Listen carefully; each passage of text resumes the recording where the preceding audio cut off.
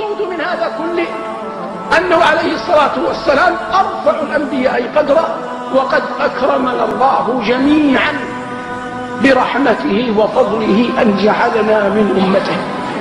وإن الإنسان إذ يحمد الله أن الله جعله عبدا له ومن أمة محمد صلى الله عليه وسلم، فلم يبق أيها المباركون إلا شيء واحد، أن الإنسان يسأل الله أن لا تسلب منه هذه النعمة حتى يلقى الله.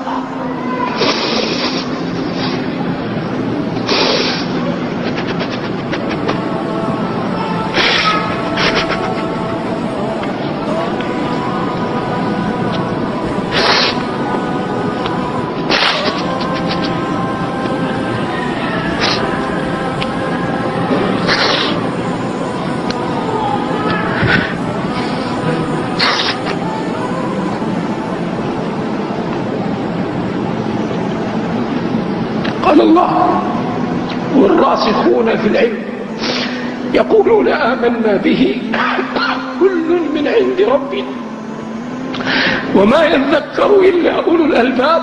ثم قال: ربنا لا تزغ قلوبنا بعد إذ هديتنا وهب لنا من لدنك رحمة إنك أنت الوهاب. فالمؤمن يجأر إلى الله أن لا يسلبه نعمة الإيمان والإسلام حتى يلقى الله تبارك وتعالى. السعيد كل السعادة من آتاه الله نعمة التوحيد واتباع السنة ثم أحياه واستعمله في العمل الصالح ثم قبض روحه على هذا المعتقد، وذلكم الصراط ذلكم الفوز الحق. قال الله جل وعلا: ووصى بها إبراهيم بنيه ويعقوب يا بني إن الله اصطفى لكم الدين فلا تموتن إلا وأنتم مسلمون.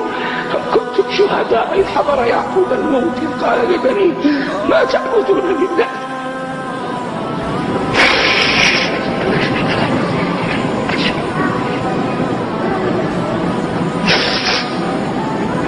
قال: نعبد إلهك وإله آبائك إبراهيم وإسماعيل وإسحاق إلها واحدا ونحن له مسلمون. نعود فنقول: إن من نعم الله جل وعلا العظيمة علينا أن جعلنا من أمة محمد صلى الله عليه وسلم